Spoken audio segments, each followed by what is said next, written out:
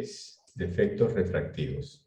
Vamos a ver los 3 defectos refractivos que son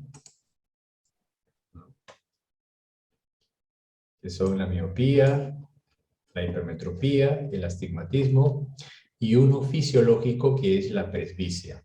¿Ok? Estos defectos visuales son los que día a día nosotros trabajamos todo el tiempo. Muy bien, comenzamos con la miopía. Aquí vemos una imagen, ¿ya? De un paciente miope. Esta cartilla está ubicada a una distancia de 3 metros por ser una cartilla logarítmica, ¿ya? Ustedes pueden tener la cartilla de Snellen también, pero acuérdense que es a 6 metros. Entonces, un paciente miope va a tener esta visión. Ve borroso de lejos. Pero de cerca, el paciente va a tener buena visión, dependiendo del grado de miopía que tenga. Entonces, por ejemplo, un paciente que tuviera una medida de 4 dioptrías. Ustedes van a hacer lo siguiente. Dividen 1 entre 4 y les va a salir 0.25. ¿Ok? Entonces, eso lo van a multiplicar por 100. Sería 25 centímetros. 0.25, en este caso sería metros, lo multiplica por 100, será 25 centímetros. ¿Qué quiere decir esos 25 centímetros? Que es el punto remoto de una persona que tiene miopía. ¿Y qué es el punto remoto? Es la máxima distancia a la que el paciente puede leer sin lentes. ¿Okay? Entonces, otro ejercicio. Supongamos que un paciente tenga 10 dioptrías de miopía. Va a ver totalmente borroso.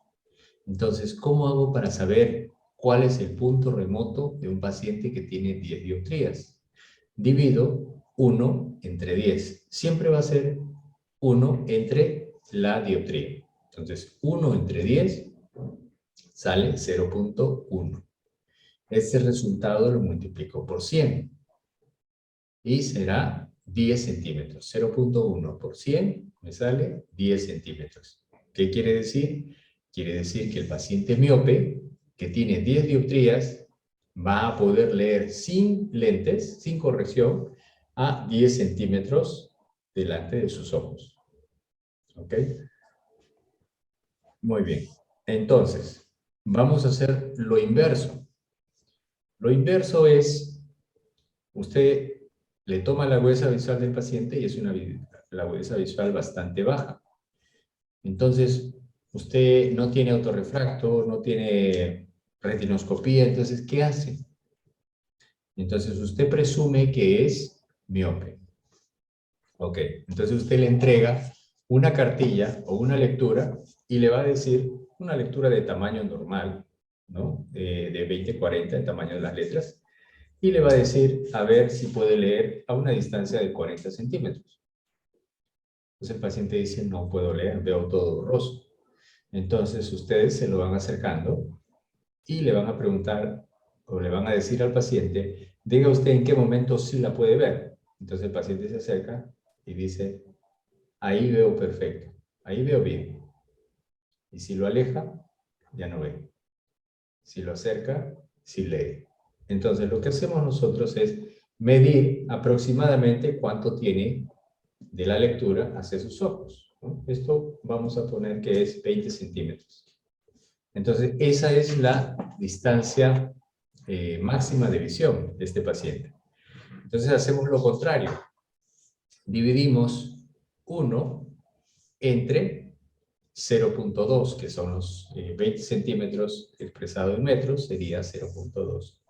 1 entre 0.2, si hacemos la división, me sale 5. ¿Ya? 5 dioptrías. Esa sería la medida aproximada de un paciente miope, ¿ya? De 5 dioptrías. Entonces, esto es como una herramienta para que ustedes tengan alguna noción. En algún momento les pueda servir. Solamente pasa con los pacientes miopes. ¿Ok? Muy bien. Entonces, a ver si me entendieron. un paciente que tiene una dioptría de miopía. ¿Cuál será su punto remoto? O sea, ¿cuál será la máxima distancia a la que este paciente puede leer sin lentes? Dividimos 1 entre 1. 1 entre 1 me sale 1. ¿Ya? Y el resultado siempre en esa primera división va a ser metros. 1 entre 1 es igual a 1 metro. ¿Ok? Entonces, esa es la máxima distancia en la que ve un paciente que tiene una dioptría de miopía. ¿Ya? Y así ustedes pueden calcular con cualquier valor de miopía. Es más, también nos puede servir como un argumento para las ventas. ¿Por qué? Porque ustedes ven una prescripción, el paciente trae su prescripción y ustedes ven su medida. Y el paciente dice menos 4. Menos 4 de miopía. Ustedes le pueden decir al paciente, usted tiene como punto máximo de visión, ¿no? Dividen 1 entre 4, es 0.25, es 25 centímetros. ¿Ya? O sea, ese es su punto máximo de visión, sin lentes. Si ustedes le ponen algo a 1 metro, a 2 metros, a 3 metros, comienza el paciente a ver totalmente borroso. ¿Ok? Entonces, es importante conocer estos detalles de la miopía. Y aprovecho esta cartilla para decirles que la agudeza visual, como ya lo habíamos mencionado en la clase anterior, es el mínimo reconocible. ¿Ya? O sea, aquí, ¿cuál es la fila de letras o las letras que se pueden reconocer? Por ejemplo, yo aquí puedo reconocer hasta la tercera fila y con duda en la segunda letra. Entonces, aquí sería C, R, O, N, O. No sé si lo hice bien, ¿no? Ustedes ya van a tener la cartilla definida. Entonces, anotan la agudeza visual, esta sería la 2070 menos 2 letras. ¿Ok? Siempre se anota la cantidad de letras que no puede leer. Y la siguiente línea, pues, totalmente borrosa, ahí ya no se define nada. ¿Ok? Entonces, siempre buscar la máxima capacidad en la cual el paciente pueda distinguir las letras. Muy bien, entonces, ¿qué es la miopía? La miopía viene de dos términos griegos, que es mi y ops. Mi, que es cerrar el ojo o entrecerrar los ojos, y ops, que significa vista. El paciente que tiene miopía, si entrecierra los ojos, va a lograr una mejor agudeza visual por un efecto estenopeico. ¿Ya? Es como los agujeros que tenemos como provines. Eso hace que nosotros tengamos una mejor visión porque aumenta la profundidad de foco. O sea, el fenómeno refractivo se elimina y solamente los rayos van directamente hacia la retina. Es por eso que el paciente puede ver mejor. ¿Ok? Y también se elimina el efecto difractivo. O sea, cuando estamos viendo con los ojos normales abiertos, nuestra pupila tiene un tamaño y ese tamaño genera efecto difractivo, el cual nos permite, en caso de miopía, enfocar correctamente. ¿Cuál es el origen? ¿Cuál es la etiología de la miopía? Tenemos dos orígenes, congénito y adquirido. ¿Ya? Sí, la miopía se puede adquirir y se nace con eso. ¿Ok? Dentro de la congénita tenemos dos, sintomática y hereditaria. Dentro de las sintomáticas, básicamente esto se da durante la formación del nuevo ser. Por eso se llama fetopatías, enfermedades del feto, ¿no? de él que todavía no nace. ¿Ya? ¿Cuáles son esas enfermedades que se pueden presentar durante el embarazo? Es la toxoplasmosis, ¿ya? Que es un parásito, ¿ya? Que se aloja directamente en la retina del recién nacido en este caso. ¿Ya? Este parásito básicamente destruye a nivel de mácula, a nivel de retina. ¿Ya? Destruye el tejido, destruye las células. tenemos el albinismo, que también es una enfermedad sintomática, el síndrome de Down y la prematuridad, o sea, bebés que nacen antes de término, ¿no? 7 meses, 5 meses. Entonces, estas enfermedades van a generar miopía, ¿ya? Y dentro de las hereditarias, básicamente el 18% de los casos se encuentran de 6 a 20 años. Es en esta época, en este tiempo, que se manifiestan los casos de miopía hereditaria. Dentro de la adquirida, vamos a tener factores ambientales, o sea, el lugar donde nos desarrollamos, ¿no? Nuestro hogar, nuestra casa, nuestro ambiente, ¿no? Si es muy pequeño, entonces vamos a desarrollar cierto grado de miopía. Pacientes que estudian ahora con el tema de las computadoras, prácticamente acortamos nuestro mundo a 40 o 50 centímetros. Entonces, todo el tiempo estamos haciendo acomodación. Nuestros músculos se están desarrollando para visión de cerca. Pero si nosotros levantamos la mirada y el paciente ya comienza a tener ciertos problemas en visión de lejos. Luego tenemos patologías oculares, algunas patologías que pueden ser, digamos, adquiridos en el proceso de nuestra vida, como queratocono, por ejemplo. El queratocono es una enfermedad que se manifiesta a los 15 años aproximadamente, ¿ya? Y algunas patologías sistémicas, que ya lo hemos visto en la clase anterior, con respecto a la diabetes, la hipertensión arterial, entre otros casos. ¿Cuál es la fisiopatología de la miopía? Básicamente tenemos tres orígenes, ¿no?, de la miopía. La miopía puede ser axial, ¿ya? ¿A qué se llama axial? Se llama básicamente por el tamaño del globo ocular. Un ojo miope es un ojo grande, un ojo que tiene una longitud antero-posterior mayor de lo normal. El valor normal de un ojo es de 23 a 24 milímetros, pero en un caso de miopía axial, esto va a ser mayor de 24 milímetros. Algunas literaturas mencionan que por cada milímetro de aumento de tamaño son 3 dioptrías de variación. Entonces, si un paciente tiene miopía por longitud axial y tiene, por ejemplo, 26 milímetros de eje antero-posterior, podría tener aproximadamente 6 dioptrías de miopía, ¿ya? Luego tenemos la miopía de índice. ¿A qué se refiere esto? A que los medios ópticos, principalmente el humor acuoso, el humor vítreo, está más denso de lo normal. En los líquidos dentro del ojo tienen un índice parecido al del agua, que es 1.33. Pero cuando se da la miopía de índice, vamos a tener que este líquido es más denso, o sea, tiene más de 1.33, 1.4, 1.45.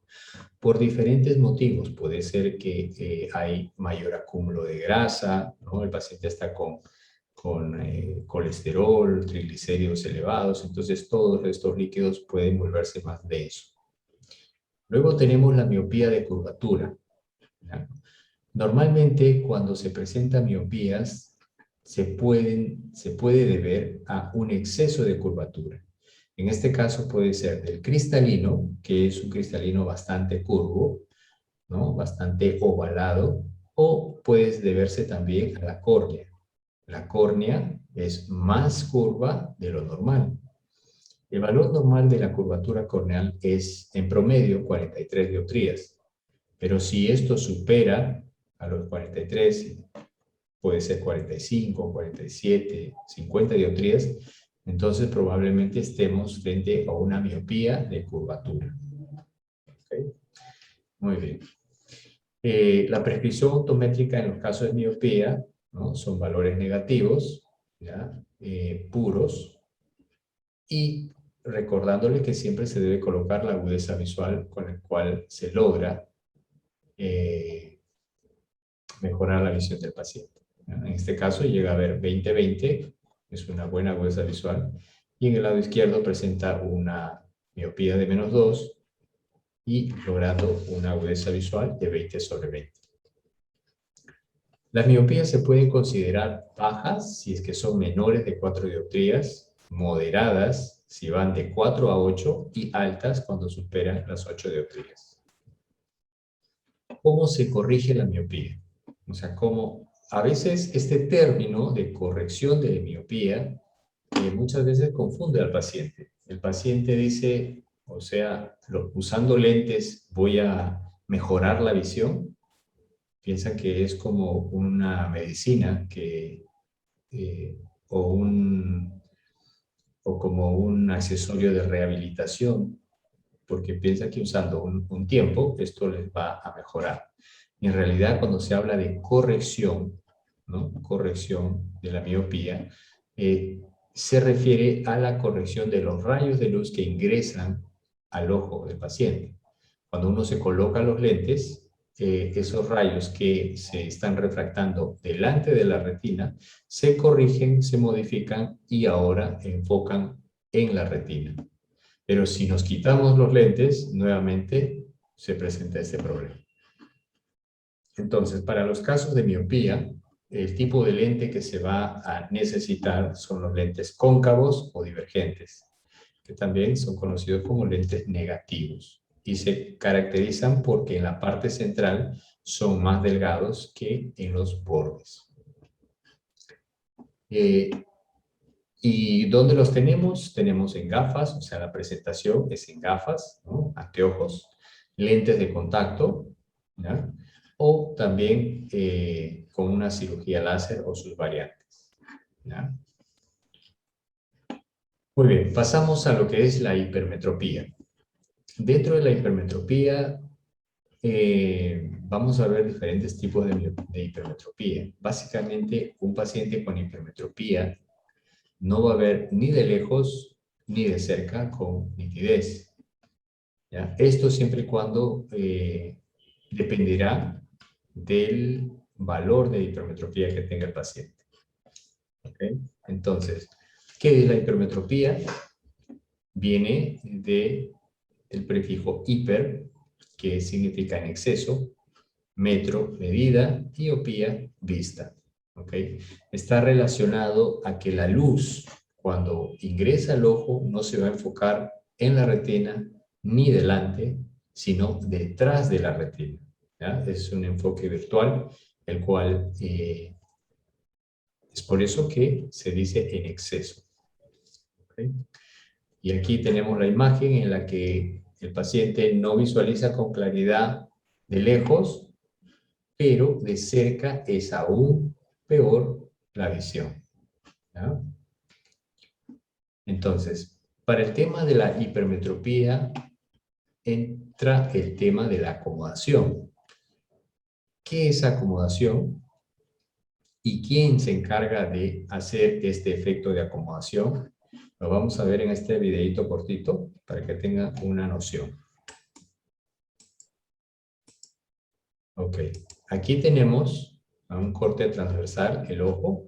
Vemos que la córnea está aquí adelante y en la parte posterior, detrás del iris, se encuentra el cristalino. El cristalino tiene como función la acomodación. Este cristalino es un lente natural, el cual está sostenido por unos ligamentos que se llaman zónulas, los cuales van a contraer o relajar para lograr la modificación de este lente. La modificación en el sentido de aumento o disminución de poder. Y eso se va a realizar cuando uno quiera mirar de lejos o de cerca. Observen cómo varía su curvatura. Entonces, esta variación es consciente de acuerdo a lo que el paciente quiera enfocar. Si es de lejos o es de cerca, ¿no? En este caso, al manejar o al ver de cerca, el cristalino se encarga de mantener la visión nítida. ¿Ok? Entonces, ¿cuál es el origen de la hipermetropía? De la misma manera, es congénita y adquirida. En la congénita, básicamente es hereditaria, y la adquirida, al igual que la miopía, va a presentarse en patologías oculares y en patologías sistémicas, como ya lo hemos mencionado. Igual que en la miopía, vamos a tener hipermetropía axial, ¿no? En este caso es lo opuesto a la miopía. En un ojo hipermétrope por el tema axial, la distancia del eje antero-posterior va a ser más corta, ¿no?, del diámetro normal, en este caso menor de 23 milímetros. Si es hipermetropía de índice, los índices de refracción van a ser menores, en este caso menores a 1.33. Y en el caso de la hipermetropía de curvatura, aquí estamos frente a curvas más planas, ¿ya?, menores a 43 dioptrías en el caso de la córnea. ¿Cómo se prescribe? Valores positivos, igual con la agudeza visual en referencia a la que se llega con este poder. Aquí, ¿cómo corregimos la hipermetropía? Con tipos de lentes convexos, o también conocidos como convergentes, ¿no? Son como lupas, ¿ya? O lentes positivos. De la misma manera con gafas, lente de contacto o cirugía. Aquí, ¿cómo clasificamos a la hipermetropía? Vamos a tener básicamente dos: hipermetropía latente y la hipermetropía manifiesta. Y esto nos va a dar la hipermetropía total. La suma de estas dos hipermetropías nos da la hipermetropía total. Pero dentro de la hipermetropía manifiesta se subdivide en dos: hipermetropía facultativa e hipermetropía absoluta, ¿ya? La hipermetropía facultativa es aquel valor de hipermetropía el cual el paciente puede compensar, ¿ya?, dependiendo de la capacidad de amplitud de acomodación que tenga. Y esto está ligado a la edad del paciente. Y la hipermetropía absoluta es aquella porción en la que el cristalino no puede compensar, ¿ya? Y eso lo vamos a ver aquí. Todo paciente tiene una capacidad de amplitud de acomodación, ¿ya? ¿Y a qué se llama amplitud de acomodación? A la capacidad que tiene el cristalino para aumentar de poder. En este caso, el paciente puede aumentar su poder hasta más 10. ¿Ya? Este es un caso de hipermetropía. La luz se refracta y no se enfoca en la retina, sino detrás de la retina. Y este enfoque tiene aproximadamente 4 dioptrías. Entonces, si esta hipermetropía que se presenta aquí puede ser compensada por amplitud de acomodación. ¿Cuánto tiene de amplitud de acomodación aquí? 10 dioptrías. ¿Y cuál es su valor de hipermetropía? 4. Entonces, este paciente fácilmente compensará su hipermetropía. ¿Ok? Ahora, para evaluar a un paciente en clínicas, por ejemplo, utilizamos la ciclopegia. ¿Qué quiere decir? Instilamos unas gotas con el fin de relajar la acomodación, que el paciente no haga efecto de su acomodación. Es allí donde se manifiesta la hipermetropía total, ¿ya? La hipermetropía total es la hipermetropía latente más la hipermetropía manifiesta. En este caso, por ejemplo, yo he encontrado que este paciente tiene una hipermetropía de más 4, pero su amplitud de acomodación es más 1, o sea, prácticamente no tiene nada. ¿Ya? ¿Quiénes son los que tienen amplitudes de acomodación bajas? Los pacientes mayores, ¿no? Mayores de 60 años ya casi no tienen amplitud de acomodación. Pero un joven de 20 años tiene una amplitud de acomodación aproximadamente de 10 dioptrías. ¿Ya? Muy bien. Entonces, aquí vamos a ver, su hipermetropía con ciclopegia llega a más 550. Ya estos son los valores en los cuales uno realiza la evaluación. Entonces, si su hipermetropía con ciclopegia es más 550, entonces su hipermetropía manifiesta será más 4 dioptrías. La facultativa, en este caso, ¿qué es lo que puede hacer el paciente? ¿Qué es lo que puede compensar? 1. Entonces, eso es lo que va a compensar el paciente, 1. Y su hipermetropía absoluta va a ser lo que no compensa. Si es 4 y puede compensar 1, ¿cuánto es lo que no compensa? 3. ¿Ok? Entonces, aquí este paciente puede ser corregido con más 3 netamente. ¿Ya? En este caso es su hipermetropía con más 3. ¿Okay? Le podemos colocar más 350 e inclusive le podemos colocar más 4. ¿Ya?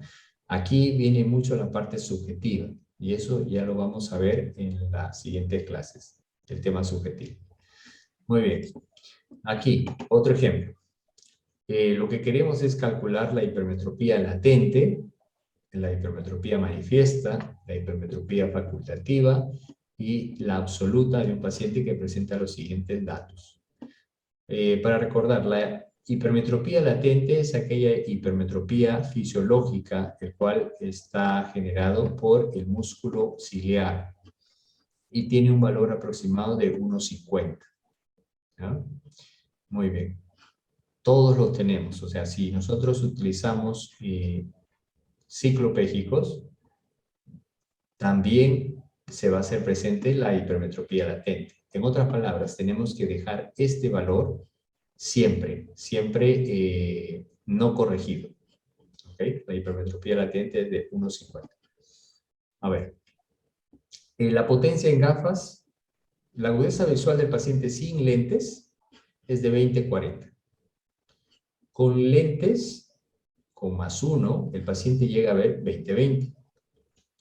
Pero la refracción sin gotas, sin ciclopegia, es más 4. Y también llega a ver 20/20. Y con ciclopegia, ¿no? O sea, con gotas, es 5/50. Y también llega a ver 20/20. Entonces, con estos datos, nosotros podemos saber cuál es la hipermetropía manifiesta, facultativa y absoluta. Entonces, ¿qué es lo que nosotros debemos de prescribir? ¿La hipermetropía facultativa o la hipermetropía absoluta? Por experiencia, les recomiendo o les digo que lo que se debe corregir es lo que el paciente no puede acomodar. En este caso, la hipermetropía absoluta. ¿Ya? Salvo que el paciente ya venga usando unas gafas con cierta graduación y por ahí también está compensando algo de la hipermetropía facultativa. Pero lo importante es que ustedes tienen que conocer cuáles son los valores de cada hipermetropía. En este caso, de acuerdo a este ejemplo, la hipermetropía total, ¿no? Que es la que se da con ciclopegia, es de 5/50, de acuerdo a este gráfico.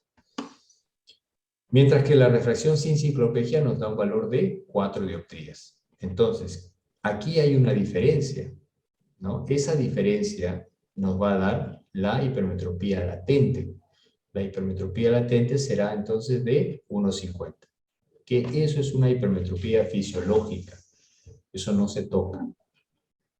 Entonces, la hipermetropía manifiesta, en este caso, es de 4 dioptrías. Esa es toda la hipermetropía. ¿Ya?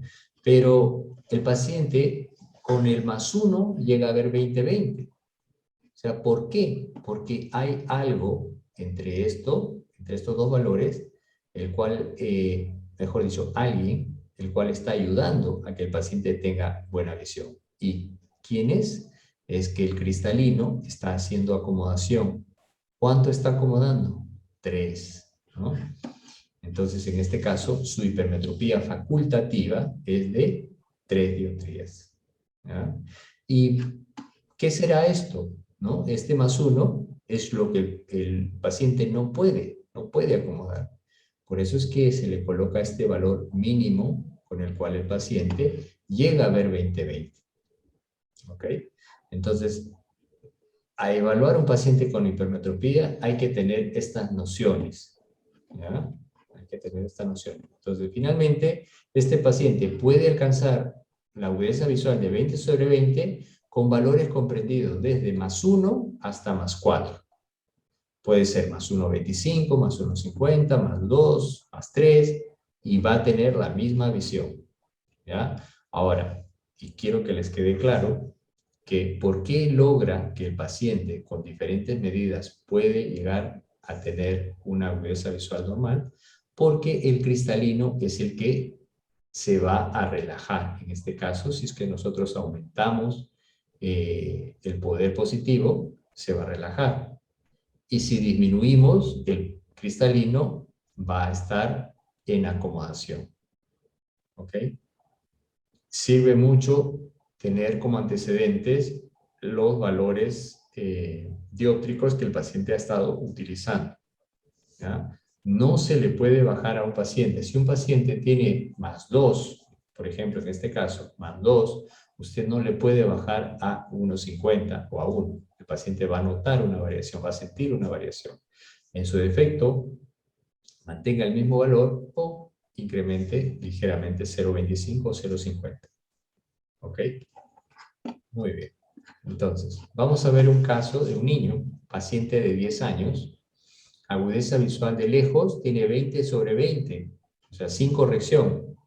Y agudeza visual de cerca, igual, 20/20. El paciente aparentemente ve bien. Sin embargo, presenta sintomatología, como cefalea, dolor de cabeza, el ojo rojo, ¿no? Entonces, ¿esto qué nos indica? Podemos pensar de que este paciente presenta hipermetropía. Entonces, a la evaluación retinoscópica encontramos que ambos ojos tienen +2,50. La evaluación retinoscópica es lo mismo que podríamos encontrar en algunos casos con el autorrefractómetro. ¿Okay? Aquí dice +2,50. Entonces, ahora ya no va a ser extraño pensar, ¿no? Cuando ustedes vean su voucher o hagan la retinoscopía, encontrar +2,50 en un paciente joven, y ya no van a pensar que este paciente no ve de lejos porque tiene una medida bastante alta. No. ¿Por qué el paciente ve 20/20? Porque tiene una amplitud de acomodación bastante amplia, ¿ya? En comparación con su valor de hipermetropía. Entonces, en este caso, a este paciente, ¿no? Yo le puedo colocar solamente un esférico de +0,50 y le voy a relajar de alguna manera, ¿no? Su acomodación. Entonces, el paciente, utilizando estas gafas, ya va a sentir una mejoría en la sintomatología. ¿Ok? Muy bien, vemos otro caso. Paciente de 40 años. Agudeza visual de lejos, 20/70, tercera fila. Agudeza visual de cerca, de la misma manera, ¿no? O sea, está compensado. Y de cerca tampoco no tiene buena visión. Presenta visión borrosa. Y en la evaluación retinoscópica o autorrefractómetro, presenta +2. Pero observamos que la amplitud de acomodación en este caso es de 3 dioptrías. ¿Ya? Es de 3 dioptrías. Entonces uno puede decir, pero profesor, aquí tiene 3 y su hipermetropía es 2. ¿No? O sea, fácilmente sí lo puede compensar. En algunos casos, a veces el paciente tiene limitaciones para usar toda su acomodación. Probablemente solo utilice una dioptría de su reserva de acomodación. Entonces, ¿qué es lo que le faltaría para llegar a 2? ¿No? Le faltaría 1. Entonces, con una evaluación o con un lente de +1, este paciente va a lograr una agudeza visual de 20/20. ¿Ya? Entonces, que quede claro acerca de la amplitud de acomodación, ¿ya? Y las evaluaciones refractivas, que ya no significan, de acuerdo a la cantidad de valor positivo, no significan que el paciente sea corto de vista. ¿De qué va a depender? De la edad del paciente. Si es un paciente de 50 o 60 años y le encontramos esta medida, entonces sí va a ser significativo. ¿Por qué? Porque sus reservas de acomodación van a ser mínimas. ¿Ok? Muy bien. Entonces ahora vamos a ver lo que es el astigmatismo. ¿Qué es el astigmatismo? Viene de dos términos griegos, a, que significa sin, y estigma, que significa punto. A diferencia de la hipermetropía y la miopía, son defectos refractivos en los que se genera un punto. En el caso del astigmatismo ya no es un punto, sino son planos focales. ¿Y cómo visualiza el paciente con hipermetropía? Ve como distorsionado. Ya no ve solamente borroso, sino distorsionado. Esto dependiendo del grado de astigmatismo que tenga el paciente. En este caso, un paciente ve así si es que tiene aproximadamente 4 a 6 dioptrías de astigmatismo. ¿Ya? La etiología y fisiopatología se da como congénita y adquirida. En la adquirida vamos a tener a nivel corneal y a nivel del cristalino. En adquirida a nivel, vamos a tener por curvatura a nivel corneal y a nivel del cristalino. De posición, el cristalino, por ejemplo, en algunos síndromes, el cristalino puede dislocarse, puede salirse de su posición y va a estar con una posición inclinada, ¿no?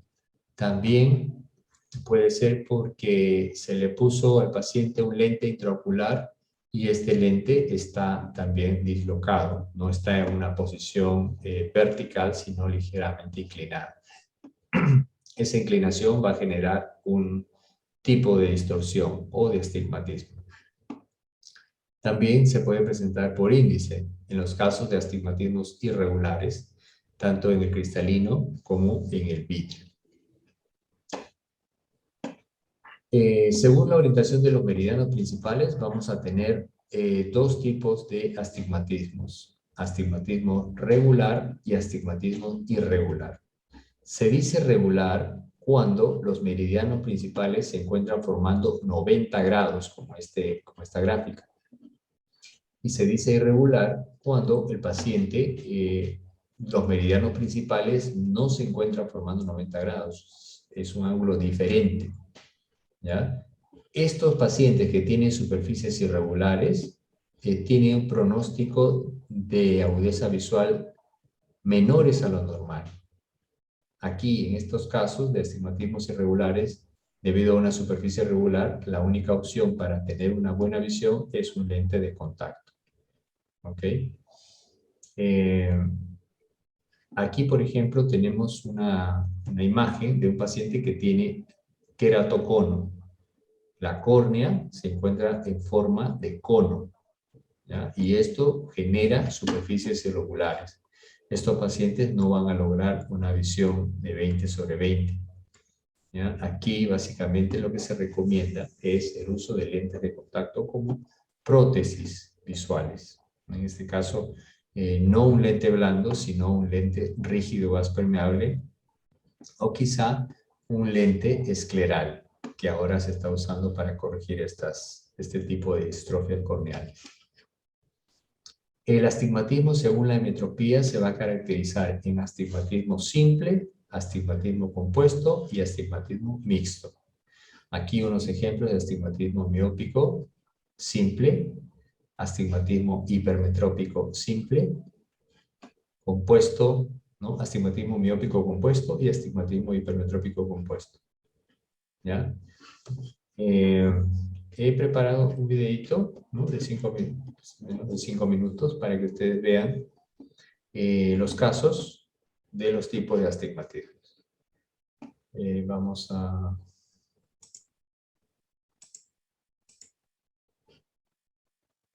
Compartir sonido. Ok. Muy bien. Hola, hola. Hoy les voy a presentar los 5 tipos de astigmatismo según su refracción.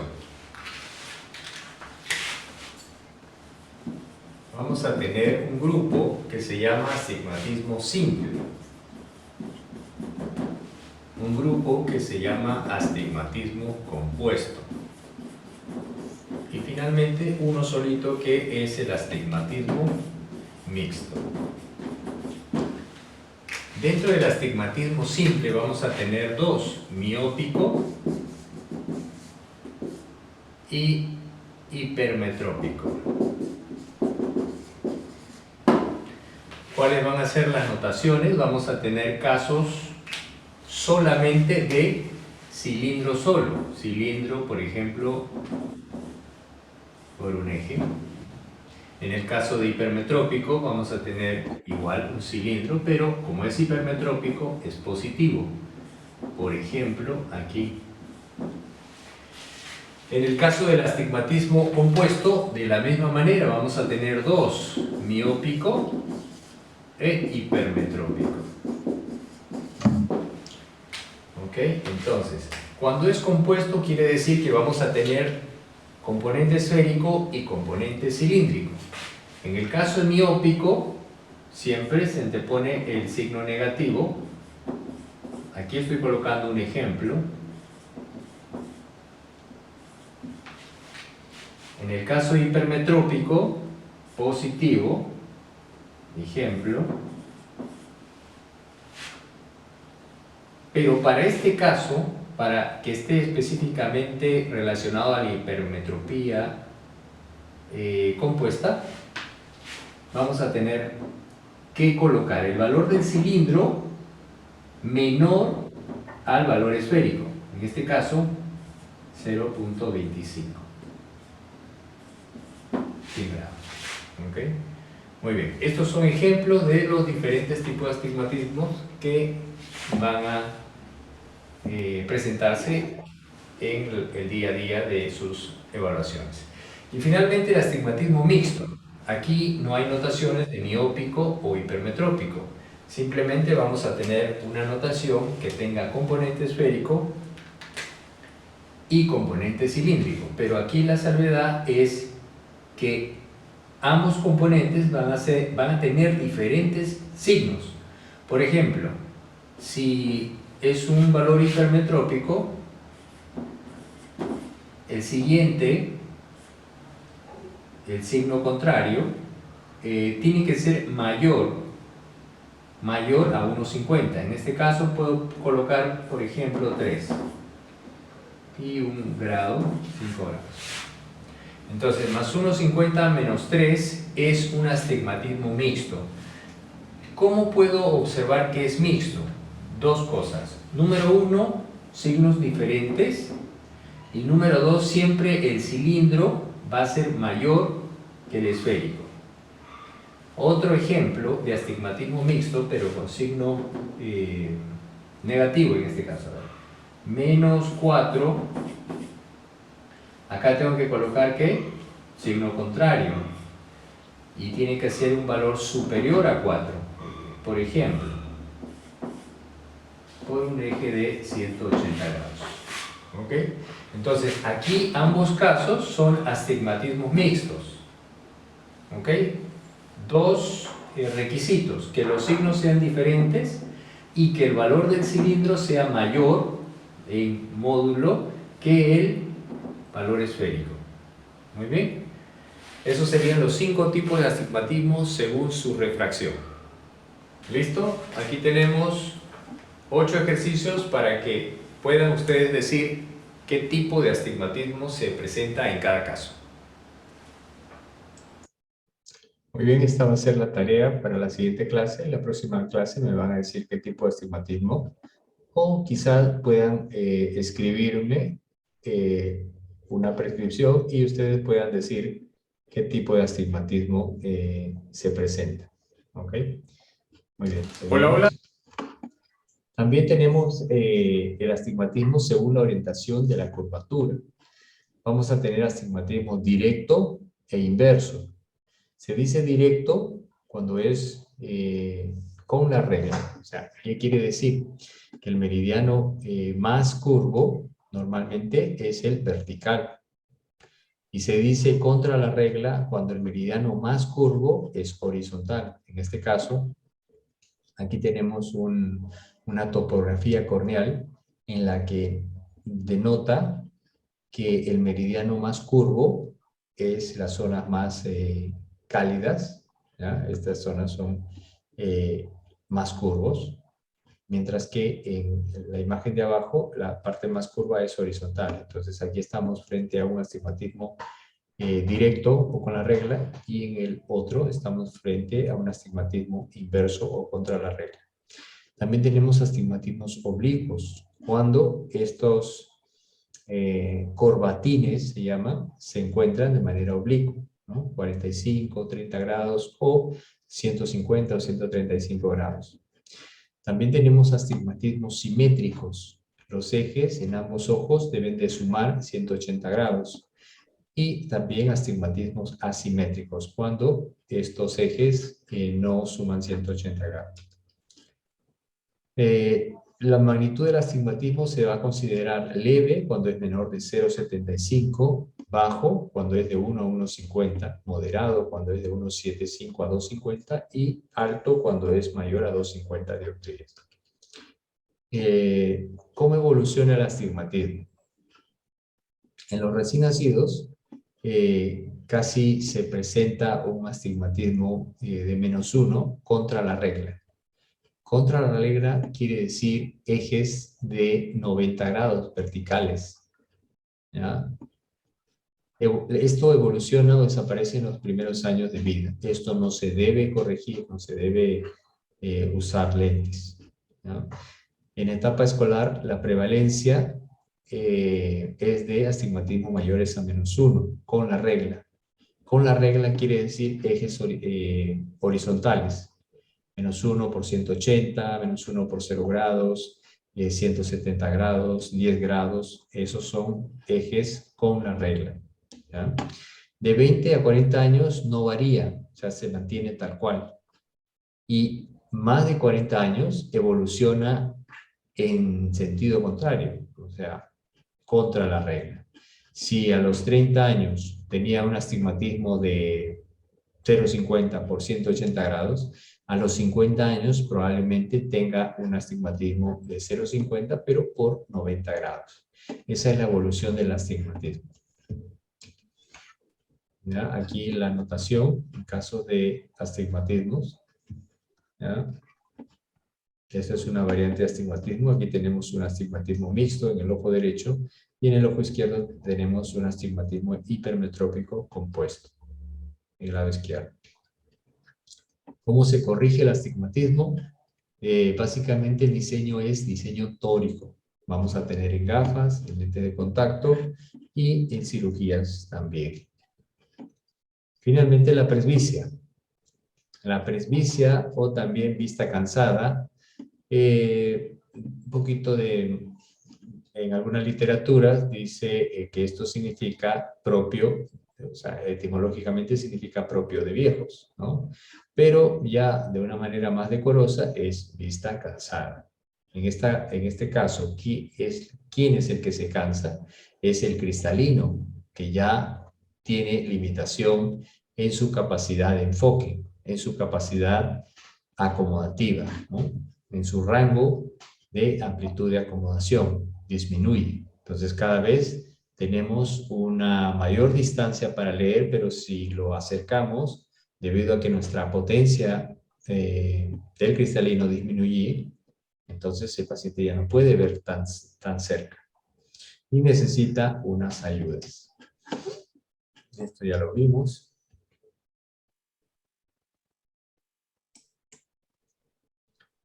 Aquí estamos frente a un ojo normal, ¿no? La luz se enfoca en la retina, pero cuando estamos frente a una presbicia, de la misma manera que la hipermetropía, es por eso que se confunde, ¿no? El paciente está enfocando detrás de la retina. Entonces, esto le impide ver con claridad de cerca. ¿Okay? Entonces, aquí hay un cuadrito, ¿ya? Que es como una guía de acuerdo a la visión que necesita un paciente, acorde a su edad. En este caso, 40 años necesita una edición de 1, 50 años necesita una edición de 2, 60 años necesita una edición de 3. Entre estos años, ¿no? La mitad corresponde al mismo valor, ¿no? De la mitad. Entre 1 y 2, la mitad es como 50. Lo mismo pasa en la cantidad de años. Pero como una regla, para que se acuerden fácilmente, es 40, 50 y 60, 1, 2 y 3. ¿Ya? Muy bien. Ahora, esto no es de manera radical, que tiene que ser así, no es una guía. ¿Qué significa? Que esto es para visión de cerca, a 40 centímetros. Pero ¿qué pasa si un paciente de 50 años no quiere para visión de cerca, sino quiere para su computadora o una distancia intermedia? El valor de la visión va a ser menor, ¿ya? Generalmente siempre es la mitad de la visión. Un paciente que necesita unos lentes para visión intermedia, ¿no? Si tiene 60 años, será aproximadamente 1.50. Un paciente de 50 años, una medida intermedia será adición 1. ¿Ok? Muy bien. Entonces nosotros, pudiendo, podemos saber qué edad puede tener este paciente que tiene esta prescripción, ¿no? Su adición es 250. Aproximadamente tendrá unos 53, 54, 55 años. ¿Ya? Entonces, podemos sacar la edad del paciente, ¿no? De acuerdo a su adición. Muy bien.